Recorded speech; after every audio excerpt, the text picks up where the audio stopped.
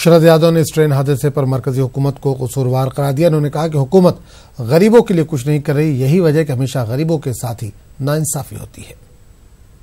बार बार मैंने कहा है कि बुलेट ट्रेन की बात करते हैं, ये हादसे के बाद हादसा होता है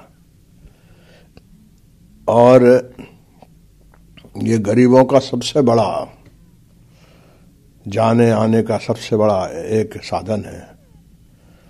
और ये सरकार जब से आई है इसने बुलेट ट्रेन को छोड़ करके ट्रेन के बारे में उसका जो इंफ्रास्ट्रक्चर है, यानी जितनी बुरी हालत है रेल की, और उसी हालत के चलते लगातार ये हादसे होते हैं। और मंत्री जो है वो दो विभाग देख रहा, यानी रेल विभाग भी देख रहे हैं और वो वित्त विभाग भी देख रहे हैं। तो एक तरह से जो ग्रिप होना चाहिए वो भी उसमें लगता है मुझको कि अफसरों के हाथ में छोड़कर रखा गया। अब कितने लोग की मृत्यु हुई है, यानी